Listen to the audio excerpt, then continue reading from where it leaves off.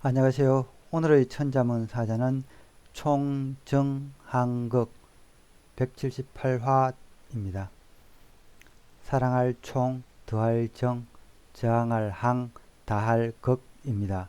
이 사자를 그대로 직역하면은 총애가 더할수록 저항이 극에 달한다가 되겠습니다. 이는 임금의 총애가 커지면 커질수록 주변의 시기와 질투가 극에 달하게 됨을 말하니 항상 교만하지 말고 스스로 조심해야 한다는 말이 되겠습니다. 우리네 말에도 교만은 패망의 지름길이란 말이 있습니다. 비슷한 한자로는 이 항용유회가 있습니다. 높이 오른 용이 후회를 가진다는 말인데, 이는 하늘 끝까지 올라간 용은 이제 내려갈 수밖에 없음을 후회한다는 뜻입니다. 또 다르게는 곤불 10년, 이 화무 11홍 이란 문장이 있습니다. 권력은 10년 이상 가지 못하고 그 아무리 예쁜 꽃도 10일 이상 불지 못한다는 말입니다. 아무리 좋은 시기도 때가 되면 지게 되니 항상 이를 유념하라는 말이 되겠습니다. 총정한극을 잘 깨우친 이로는 유방의 안방마님 소화를 들 수 있습니다. 소화는 유방이 초안전장에서 승리하도록 후방에서 아낌없이 지원하였으며 중원을 통일한 후에는 한나라를 안정화시키는 데 큰 공을 세웁니다.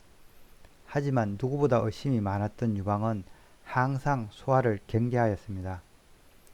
소화는 한고조의 성품을 누구보다 잘 알고 있어 욕심을 부리지 않았으며 틈날 때마다 유방에게 자신의 약점을 보이고 그에게 충성을 다했습니다.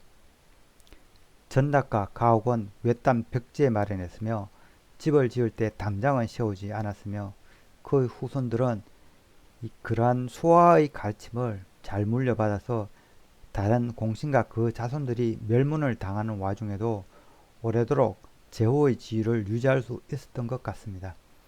그럼 글자에 대해 살펴보도록 하겠습니다. 먼저 살아갈 총을 설명드리겠습니다. 이자는 진면자와 용용자의 합자로 되어 있습니다. 진면은 여러 번 설명이 있었습니다. 각골자는 이 사방이 막힌 이 움집을 그린 자형이으나 점차 이 진면이 이 벽체와 지붕이 제대로 갖춰진 큰 집을 뜻하게 됩니다. 그래서 진면자가 들어간 자형은 큰 집, 관청, 궁궐 등의 자형에 쓰이게 됩니다. 이 용은 인류 4대 문명 모두에서 나타나는 이 상상 속의 동물입니다. 특히 동북아시아에서 용은 가장 신성시했던 동물이기도 합니다. 각골자와 상나라 유물에 발견되는 용은 머리에 뿔이 있고 긴 턱을 가진 모습으로 묘사되어 있습니다. 이 그림은 진나라 유물에서 발견된 용의 모습이 되겠습니다. 이 4개의 긴 다리가 특징적이네요. 그리고 이 뱀처럼 휘어진 긴 뭔가 아주 이 길다란 이 입 주둥이가 특징적입니다. 특히 이 황하강을 끼고 발달한 황하 문명에서 용은 특별히 숭상받던 존재였습니다. 왜냐하면 용은 비와 바람을 몰고 온다고 믿었기에 황하의 홍수와 가뭄을 피하기 위해 용을 숭배하는 토테미즘이 있었기 때문입니다. 그래서 용은 중국 고대 사망 중에서 이 농사에 관련된 염제 신농시와 관련이 깊습니다. 신농시는 인간에게 농사 짓는 법을 가르쳐 주었다고 하는데, 신농시의 어미인 유아시가 용을 보고 감흥을 받아 태어난 이가 신농시라고 합니다. 이는 농경사에서 이 용이 가지는 의미를 잘 말해주고 있다고 하겠습니다. 각골자를 보면은 이 용의 머리에 관, 그리고 길다랗게 벌린 입, 그리고 이 S자 모양의 이 뱀처럼 꼬인 몸이 그려져 있습니다. 검문호 와서는 이 머리 관과 그리고 입에 이 이빨이 특징적으로 상세하게 그려져 있고 서서히 이 목털미에 갈기가 그려지기 시작합니다.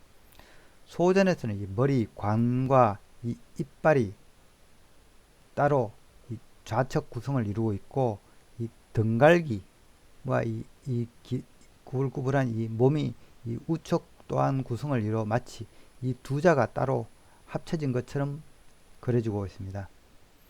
이 용용자는 이 자형이 사실 복잡해서 오늘날 간자체로는 이렇게 간단하게 적기도 합니다.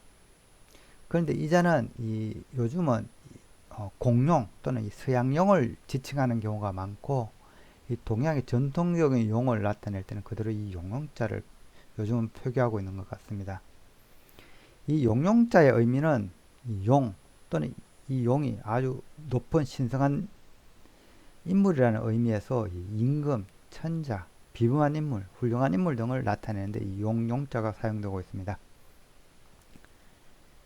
이 사랑할 총은 이 용을 모신 이 사당을 그린 자형입니다. 이제는 각골자부터 있었던 아주 오래된 자형입니다. 고대 용은 비바람을 다스리는 존재였기 때문에 인간들은 용신을 모시는 사당을 지어 받들었습니다. 우리나라에도 용을 모신 이 용신당 또는 용왕단으로 불리는 이 사당들이 있습니다. 사진은 이 평창에 있는 용신단이고요. 이 아래는 이 옥천 용암사에 있는 용왕단 태화입니다. 용이 어인화되어 그려져 있습니다.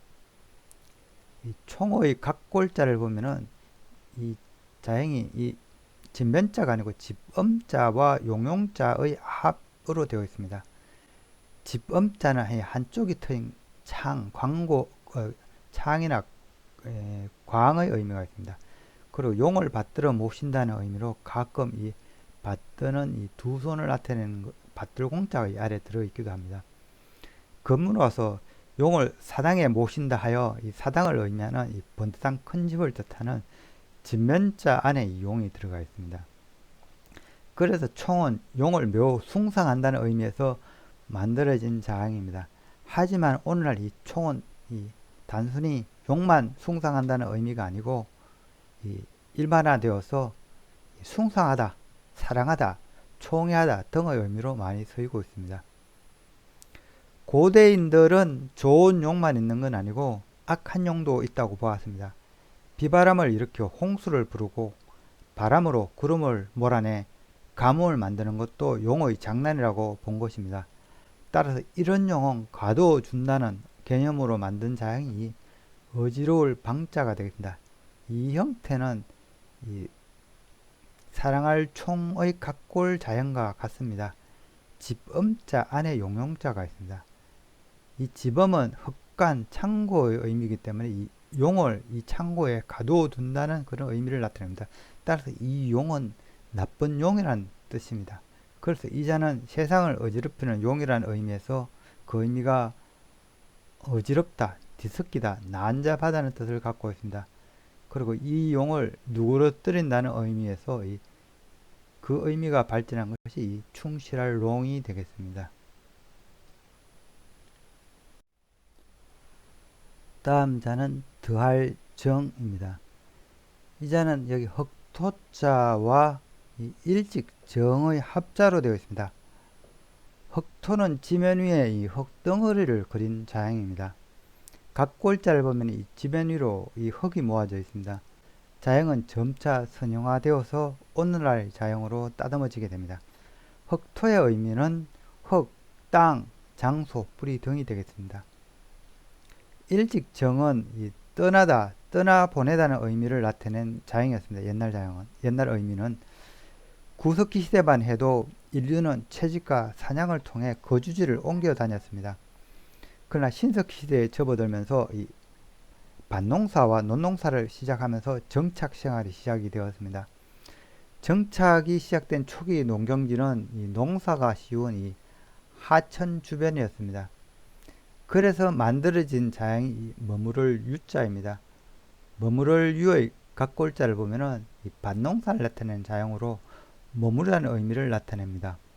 각골자는 이 밭전자가 있고 이 위에 허리를 굽혀 일하는 이 두 사람이 그려진 형태입니다. 처음 정착한 곳은 이 강가의 옥토였기 때문에 건문에서는 강가에 정착했다는 것을 나타내는 형태로 자형이 변형됩니다. 이 강의 이 전답이 여기 위치한 위치를 나타내는 형태입니다. 이것도 강줄기의 이 양쪽으로 이 전답의 위치를 나타내고 있습니다. 이 오늘날 머무를 유의 의미는 머무르다, 붙잡다, 다스리다, 오래다 등이 되겠습니다. 그러나 이 국가가 형성되지 않았던 고대는 제방이 없었기 때문에 홍수라도 겪게 되면 황화와 같이 큰 강줄기는 범람해서 이 논밭을 이렇게 메우고 강줄기가 또 새로 형성되어서 이 농사 짓던 곳을 따로 옮겨야 했습니다. 지금도 황하강에는 크게 굽이치는 구곡이 있다고 하며 이 사진은 사천성에 있는 첫 번째 하곡인 제일만이 되겠습니다. 이 곡은 고정된 것은 아니고 흐름에 따라 서서히 위치가 바뀌게 됩니다. 일찍 정은 각 골자에서 이 머무를 유와 반대되는 개념으로 머무르지 않고 떠난다는 의미로 만들어진 자형이 되겠습니다. 머무를 위에서 고개를 숙이며 일하던 사람들이 등을 돌리고 터전을 떠나는 모습으로 이렇게 해석될 수도 있지만은 이 하천의 이 유로가 이 논밭을 덮친다고 이렇게 해석할 수도 있습니다. 왜냐하면 이 각 골자의 의미는 이 토사들이 쌓인다는 그런 의미를 갖고 있었기 때문입니다. 그래서 이 정은 그 처음에 이 각골에서 의미는 떠나다 또는 이 토사가 쌓이다, 덮치다 였습니다. 그런데 건문에서는 이 자가 점차 이 겹치다, 포개다는 의미로 이렇게 사용하게 됩니다. 그러다 보니 자형의 구조도 이 겹쳐진 구조로 발달하게 됩니다. 건문에서 이 반달 모양은 이 하천의 이 고고에 의미한 것으로 짐작하게 됩니다. 이후 반달 모양은 이 달감자로도 바뀌고 위에 이 강줄기는 이 마치 뭔가 수정기 형태로 그려졌습니다. 이는 이 도기를 겹쳐서 이 떡을 찌는 이 시루 모양으로 그 의미를 달리 해석하게 된 것입니다. 겹치다는 의미를 이 떡시루로 바꾸어서 자형을 만들어낸 것입니다. 또한 이 떡시루 위로 이렇게 수정기가 이렇게 달아나니 이 떠나다는 의미도 그대로 반영하고 있습니다. 소전에 와서 이 달감자는 이 가루왈로 이 형태는 바뀌게 됩니다. 그래서 이 떠나다는 그 의미가 이 발전해서 이미 일찍이라는 의미로 이 소전에서는 다시 크게 나타나게 됩니다. 그래서 이 자는 오늘날 일찍, 임이라는 의미로 많이 쓰이고 있습니다. 오늘날 이 일찍 정의 의미는 일찍, 이미, 이전에 또는 그런 뜻도 있고요. 그리고 겹치다, 포개다, 더하다는 그런 원래의 의미도 있고, 그리고 이 정이 또 되게 또 구성자로 들어간 자형들을 살펴보면은 여전히 떠나다는 의미를 가진 경우가 많습니다.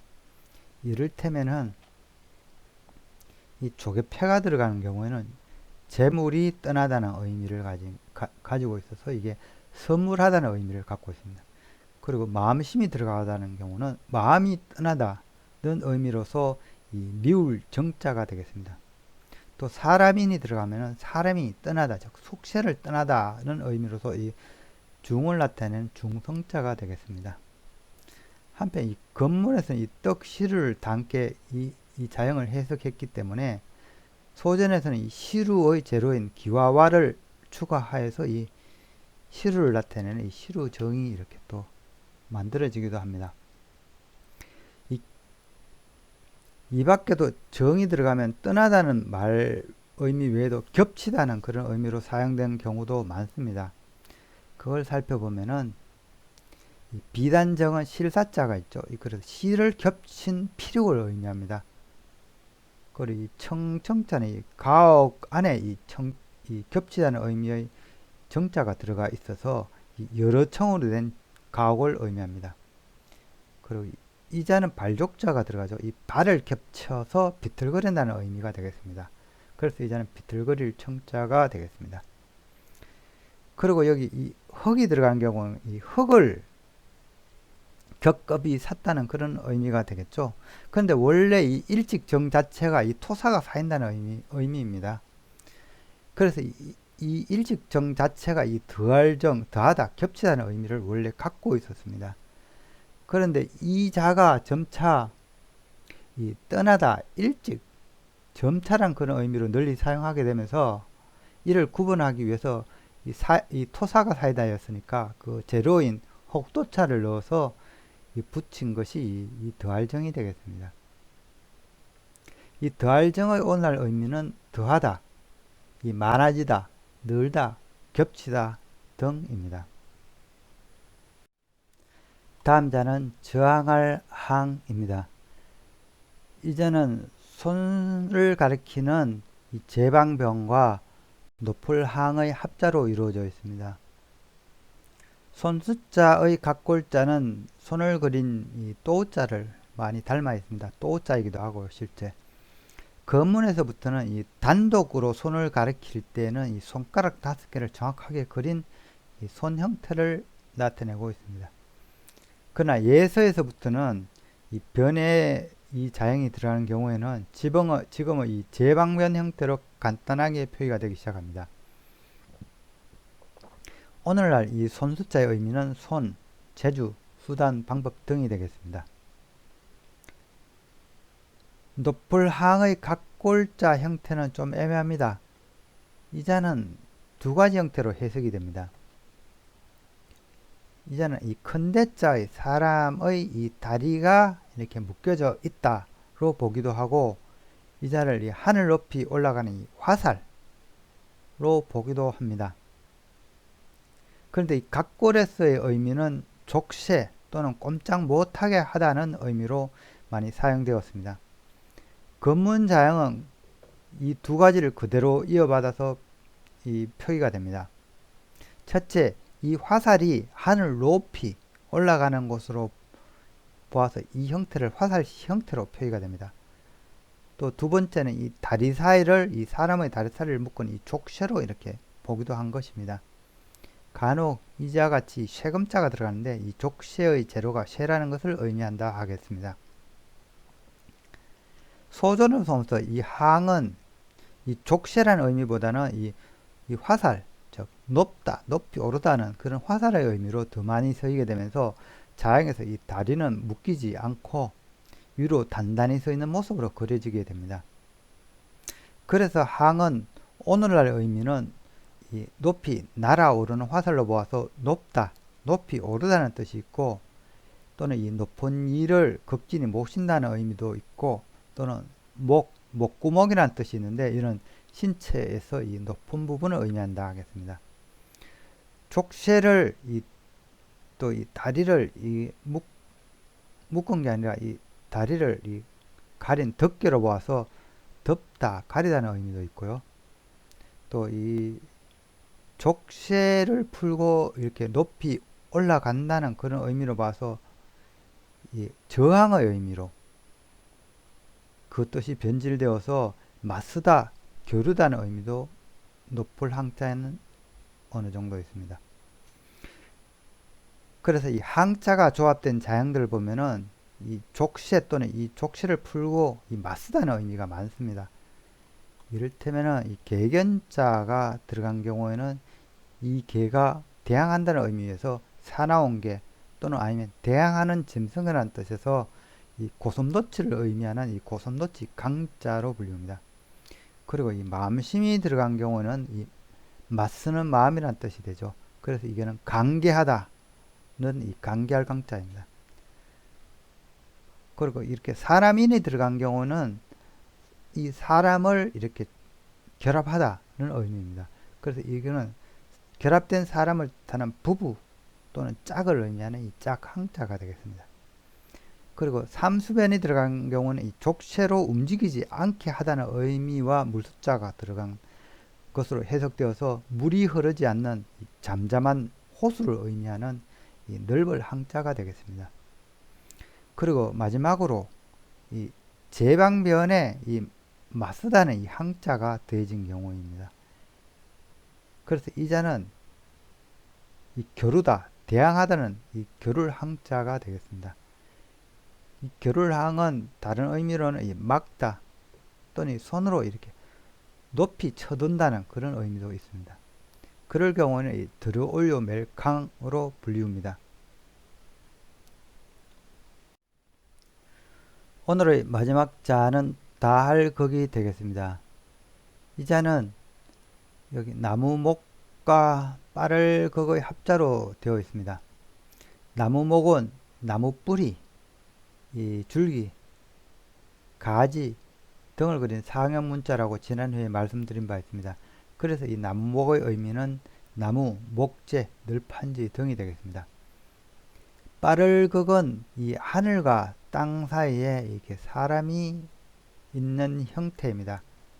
이 머리에 하늘을 받치고 있는 이 모습이 그리스 신화 속의 거인족 아틀라스를 떠올리게 합니다. 아틀라스는 올림푸스 신들과의 전쟁에서 패해서 그 죄로 하늘을 떠받드는 형벌을 받았다고 전해집니다.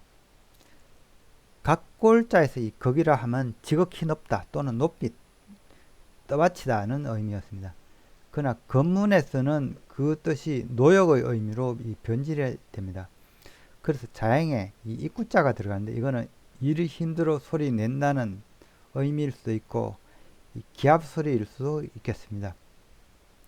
그리고 이 형태가 발전되면서 이 뒤에 채찍질하다는 이 칠복자가 뒤에 추가가 됩니다.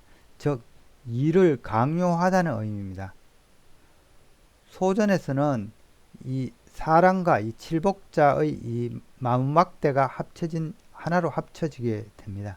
그래서 오늘의 자정으로 따듬어지면서 소전에서는 그 의미가 일을 재촉하다, 빨리 서두르다는 의미로 사용하게 되었습니다. 그래서 이 빠를 극은 오늘 그 의미가 이 빠르다, 성급하다, 절박하다, 심하다는 의미를 갖고 있습니다. 또는 이 부모가 자식에게 이렇게 회초리를 드는 것으로도 해석이 되어서 사랑하다, 조심시키다, 상가하다는 뜻도 있습니다.